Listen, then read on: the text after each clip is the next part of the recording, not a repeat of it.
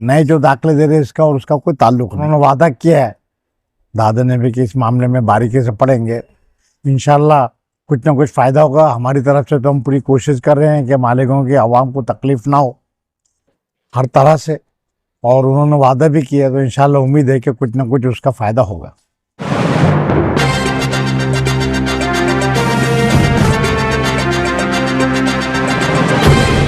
देखते रहिए the prime news Abdul Rahman के साथ। हमने डिप्टी चीफ मिनिस्टर जनाब अजय दादा से मुलाकात की, उनका अपॉइंटमेंट लिए थे, और मालेगांव में जो प्रॉब्लम आ रहा है रोहिंग्या के इस ताल्लुक से मिले, और जो तकलीफ हो रहे हैं, जो औरतों को जो जेल में डाल दिया गया है उनके साथ नरमी बरती जाए।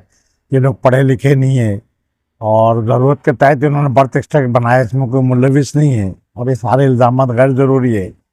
और अभी बच्चों के इम्तहान चल रहे हैं, जो नए दाखिला गवर्नमेंट ने मना कर दी है, जो स्टे दिए तो स्टे उठाई जाए ताकि बच्चों को बर्थ एक्सट्रैक्ट मिल सके और वो अपने तालीम से महरूम ना हो। उस सिलसिले में भी मेमोरेंडम दिए, और जो कंसर्न डिपार्टमेंट से सभी जगह हमने मेमोरेंडम वगैरह दिए, और जो तकालीफ हो रही हैं, जो मुश्किलात पेश आ रहे हैं उसके बारे में बताया।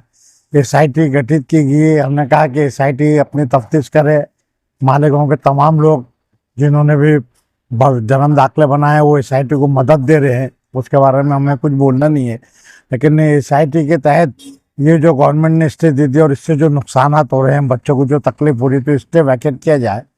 और चूँकि इंक्वायरी पुराने सर्टिफिकेट्स के बारे में हो रही है, नए जो दाखिले दे रहे हैं इसका और उसका कोई ताल्लुक नहीं। जो मालेगांव के रहीवासी दाखिले हैं उनके दाखिले मिलने चाहिए, उस सिलसिले में भी बातचीत हुई, और उन्होंने वादा किया है दादा ने भी कि इस मामले में बारीकी से पढ़ेंगे। वक्त कम होने की वजह से उन्होंने कहा कि आपने सब मुद्दे डाले हैं मेमोरेंडम में, हम मुद्दे देख के उसके ऊपर जो है इंक्वायरी करेंगे। इंशाल्लाह कुछ ना कुछ फ़ायदा होगा। हमारी तरफ से तो हम पूरी कोशिश कर रहे हैं कि मालेगांव की आवाम को तकलीफ़ ना हो हर तरह से, और उन्होंने वादा भी किया, तो इंशाल्लाह उम्मीद है कि कुछ ना कुछ उसका फ़ायदा होगा।